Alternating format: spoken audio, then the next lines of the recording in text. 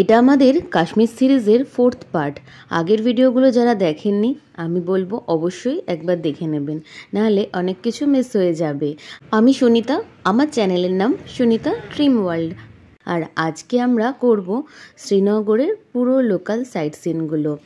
আর সকালবেলা এখন মোটামুটি 9:30-10টা মতন বাজে। ব্রেকফাস্ট করে আমরা হোটেল থেকে সবে মাত্র বেরোলাম। এখন আমরা যাচ্ছি শঙ্করাচার্য টেম্পলে, ওটাই আজকে ফার্স্ট করব। আর সকালবেলাটা তো জাস্ট দারুণ লাগছিল।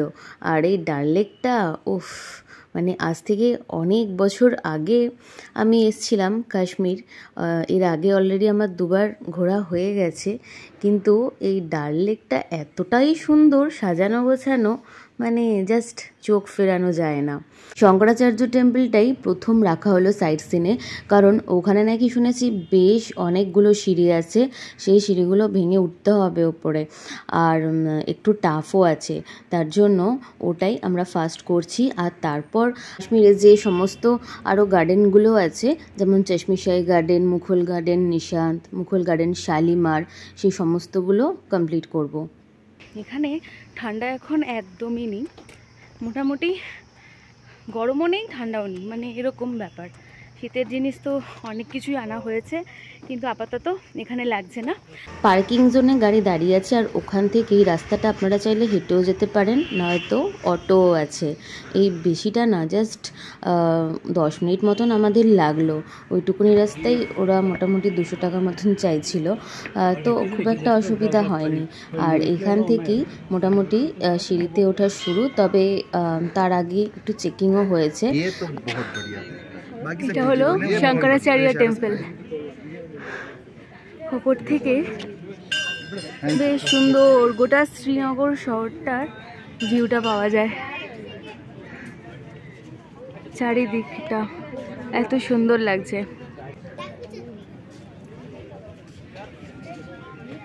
শঙ্করাচার্য মন্দিরে নিচ থেকে ওপর পর্যন্ত প্রায় 250টা মতন সিঁড়ি আছে। আর এই মন্দিরের যে সিঁড়িটা, এটা যেন নিচের সিঁড়িরও ডবল, এতটাই উঁচু উঁচু। তো চলুন আমরা এবার দর্শনটা করে নিই। এখান থেকে গোটা শ্রীনগরের ভিউটা পাওয়া যাচ্ছে খুব সুন্দরভাবে শঙ্করাচার্য টেম্পলের ওপর থেকে। আর সামনেই দেখুন ডাল লেক। খুব এতটা সিঁড়ি ভেঙে ওপরে ওঠাটা সার্থক। শঙ্করাচার্য মন্দিরের ভেতরে ছবি তোলা নিষেধ, তার জন্য মন্দিরের বাইরে থেকেই ভিডিওটা করলাম।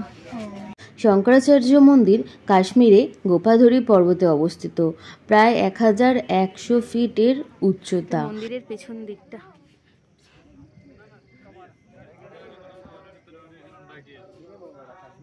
কাশ্মীর এলে আপনারা এই জায়গাটা অবশ্যই ভিজিট করবেন। ট্রাস্ট মি, বেশ ভালো লাগবে এই ওপর থেকে। আমাদের তো ইচ্ছাই করছিল না এখান থেকে যেতে। নেক্সট আমরা চলে এলাম চশমিশাই গার্ডেন। এটা ওই শঙ্করাচার্য টেম্পল থেকে কিছুটা দূরে ছিল। প্রায় এই সবকটা যে পরপর গার্ডেনগুলো আছে সবই ডাল লেকের কাছাকাছি। এই চশমিশাই গার্ডেনটা প্রায় 1632-এ মুঘল বাদশাহ শাহজাহানের আদেশে তার ছেলে দারা শিকোহের জন্য বানিয়েছিল। গার্ডেনটা তো দারুণ সুন্দর, চারপাশটা এতটাই সাজানো গোছানো, আর নানান রকমের ফুল, মনে হচ্ছে কোন জায়গাটা ছেড়ে কোন জায়গাতে ছবি তুলব। আর পাহাড়ের কোলে এরকম সুন্দর গার্ডেন জাস্ট দারুণই লাগে। আসলে এই জায়গাটা রূপা ভবানী নামে এক মহিলা প্রথম প্রাকৃতিক ঝর্ণার খোঁজ দিয়েছিলেন, তো সেই জন্যই এই জায়গাটা ন্যাচারাল স্প্রিংয়ের জন্যই এই গার্ডেনটা ভীষণই ফেমাস।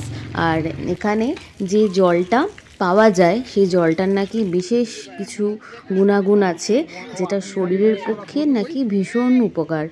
আর এখানকার লোকজন বিশ্বাস করে যে পেটের যে কোনো সমস্যার ক্ষেত্রে এই জলটা নাকি ভীষণ উপকারী।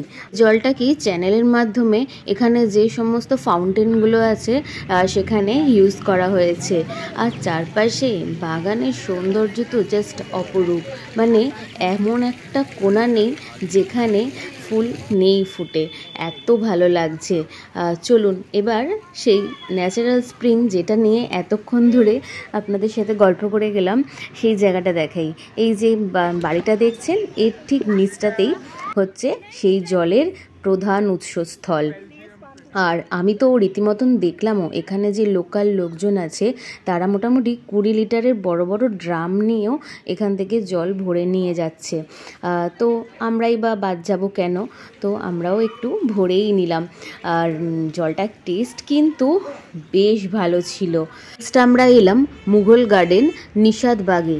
এটাও একদমই ডাল লেকের সামনে, আর সবকটা গার্ডেনই খুব বেশি ডিস্টেন্স না, খুবই কাছাকাছির মধ্যেই। এটা পুরো রাস্তার ওপরেই। আর এখানে সব জায়গাতেই গার্ডেনগুলোতে টিকিট প্রাইস প্রায় অ্যাডাল্টদের হচ্ছে 30 টাকা আর বাচ্চাদের ওই 15 টাকা মতো। না, টিকিট কাটা আমাদের হয়ে গেছে, চলুন এবার ভেতরে ঢোকা যাক। এই মুঘল গার্ডেন নিশাদবাগ, এই গার্ডেনকে গার্ডেন অফ জয়ও বলা হয়। 1633 খ্রিস্টাব্দে আসাফ খান তার বোন নূরজাহানকে ইমপ্রেস করার জন্যই এই গার্ডেনটা বানিয়েছিল। এই গার্ডেনটাতেও ন্যাচারাল স্প্রিংকেই চ্যানেলের মাধ্যমে বিভিন্ন ফাউন্টেনগুলোতে ব্যবহার করা হয়েছে। এর আগে যে চশমিশাহী গার্ডেনটায় গেলাম, ওখানে যেরকম নানান রকমের ফুল দিয়ে পুরো গার্ডেনটা সাজানো ছিল, এখানেও তার ব্যতিক্রম কিছু না। এখানে তো খুব সুন্দর বড় বড় গোলাপও দেখতে পেলাম। নিচের দিকটা ঘুরে নিয়ে এবার সিঁড়ি দিয়ে ওপরে উঠে এখানটা দেখে তো জাস্ট অবাক হয়ে গেছি। এটাও মানে দারুণ লাগছিল, চারপাশে এরকম পাহাড়ে ঘেরা আর তার মধ্যে এত সুন্দর এই গার্ডেনটা। শ্রীনগরে এরকম গার্ডেন অনেক আছে, তার মধ্যে যে গার্ডেনগুলো খুব সুন্দর করে মেনটেন করা হয়েছে সেগুলোই সাধারণত টুরিস্টরা ভিজিট করে। ইভেন এখানে যে লোকাল লোকজন আছে তারাও মোটামুটি পিকনিক করে, খাবার দাবার টুকটাক এনে এখানে বসে একদম সারাটা দিন এনজয় করে। আমরা যেরকম কলকাতায় শীতের ছুটিতে কি করি, ইকো পার্ক চলে যাই, দিয়ে কিংবা ভিক্টোরিয়ার মাঠে গিয়ে বসে আড্ডা মারা, একটু খাওয়া দাওয়া করা, এখানেও ঠিক সেই জিনিসটাই দেখলাম। তো এত গার্ডেন ঘুরে তো আমরা রীতিমতন ক্লান্ত, সব জায়গাতে যাচ্ছি প্রায় একই রকম লাগছে। আর এখানে এই যে ড্রেসও আছে, এই ব্যাপারটা ভীষণই কমন সব গার্ডেনেই। এই ড্রেস পরেও আপনারা বিভিন্ন জায়গায় এখানে ছবি তুলতে পারেন। তবে এইসবের চল আগে অনেকই ছিল, এখন সেটা প্রায় নেই বললেই চলে। আমি তো একজনকেও এরকম দেখলাম না যারা ড্রেস পরে এখানে ছবি তুলছে। তবে এর আগে যখন এসেছিলাম তখন আমিও কিন্তু এরকম একটা ড্রেস পরে ছবি তুলেছিলাম। আর নেক্সট আমরা এখন চলে এলাম মুঘল গার্ডেন শালিমার বাগ। এটাই আমাদের আজকে লাস্ট গার্ডেন ভিজিট। এই গার্ডেনটা প্রায় 1619 সালে জাহাঙ্গীর তার বউ নূরজাহানের জন্য তৈরি করেছিল। মানে বুঝতে পারছেন তো, মানে নূরজাহানের জন্য তার হাজব্যান্ড এই গার্ডেনটা তৈরি করেছিল। আর এর আগে যে গার্ডেনটায় আমরা গেলাম মুঘল গার্ডেন নিশাদবাগ, সেখানে নূরজাহানকে তার যে বড় দাদা আসাফ খান, সে তার জন্য এই গার্ডেনটা বানিয়েছিল। দুটো গার্ডেনই যেহেতু নূরজাহানের জন্য বানানো হয়েছে, তার জন্য নামের মধ্যেও অনেকটা মিল আছে, একটা নিশাদবাগ, একটা শালিমার বাগ। ফাইনালি সারাদিনে সমস্ত সাইট সিন আমাদের কমপ্লিট হলো। আর এখন সব থেকে ইম্পর্টেন্ট যেটা, এটা হচ্ছে মানে কাশ্মীরে শ্রীনগর এলে শিকারা রাইড তো মাস্ট, এটা করতেই হবে। আর এখন সানসেটটা হচ্ছে, কি যে দারুণ লাগছে, মানে ক্যামেরার লেন্সেও এতটা আসেনি। খুব সুন্দর একটা মনোরম ওয়েদার, না বেশি ঠান্ডা না গরম, জাস্ট দারুণ লাগছে। তো আমাদের এই শিকারা রাইডটাও প্যাকেজের মধ্যে ইনক্লুডেড ছিল। তো আমরা একটু এক্সট্রা ঘুরবো বলে এক্সট্রা কিছু পে করতে হয়েছে।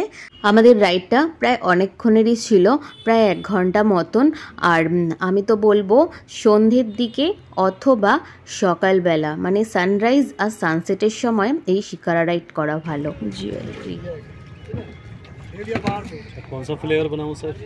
हुक्का फ्लेवर का नहीं खाते, हुक्का नहीं खाते, खाने का कि पीने का है? वही तो मालूम ही नहीं क्या चीज है। फ्लेवर का होता है, हर कोई फ्लेवर है।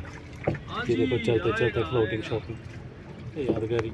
শ্রীনগরে এই শিকারা রাইডটা স্পেশালি এই ফ্লোটিং মার্কেটের জন্যই বেশি ফেমাস। এখানে একটা তো শপিংয়ের জায়গা আছেই, সমস্ত জামা কাপড় কুর্তি এইসব তো পাওয়া যায়।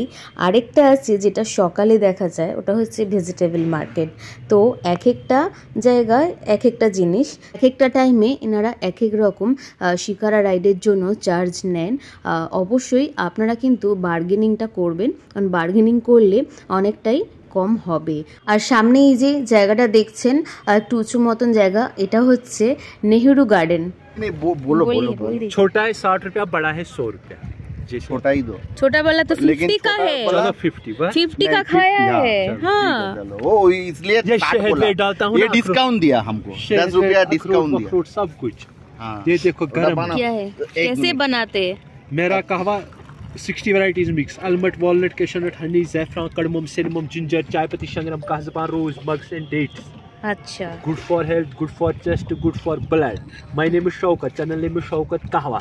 मेरा चैनल चल रहा है, मैं आपको यूट्यूब ये क्या है? ये अखरोट, बादाम, काजू, अखरोट है।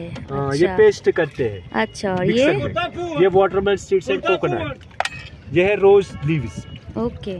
हाँ, अच्छा, कैसे बनाते हैं इसको? मतलब अगर हम घर लेके जाए कावा का पैकेट, हाँ, फिर उबालना, कैसे? कैसे? उबालना पानी उसी में डालना, अच्छा। और थोड़ा उबालना 2-3 बार। अच्छा, ওয়ালনাট দেনা है। हाँ, এই কাওয়াটা কিন্তু জাস্ট দারুণ খেতে। আর শীতকালে এটা খাওয়া ভীষণই উপকার, মানে হালকা সর্দি কাশি জ্বরের জন্য এটা কিন্তু মানে একদম মেডিসিনের মতন কাজ করে। আর এরপরেই দেখুন চলে এলো বারবিকিউ, মানে এটা তো মানে অনেক দাম, প্রচুর দাম বলছে, ভুলভাল, তো ছেড়েই দিন।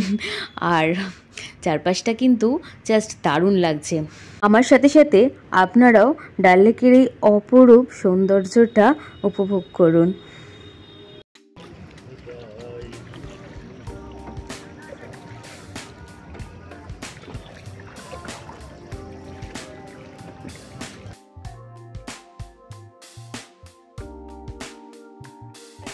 এখান থেকেই শুরু হলো ফ্লোটিং মার্কেট।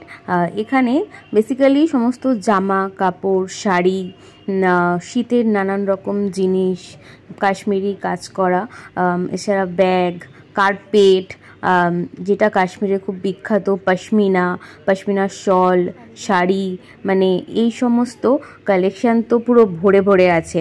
কিন্তু এখান থেকে শপিং করাটা একটু বেশি কস্টলি হয়ে যাবে, কারণ জিনিসপত্রের দাম কিন্তু এখানে ভীষণ চড়া থাকে। তাই এটা আগে থেকেই আমরা জানতাম, তার জন্য আর এই দোকানগুলো ভিজিট করিনি, শুধু ওই শিকারাতেই বসেই সমস্ত জায়গাগুলো এক্সপ্লোর করলাম। দেখতে তো বেশ ভালোই লাগছিল।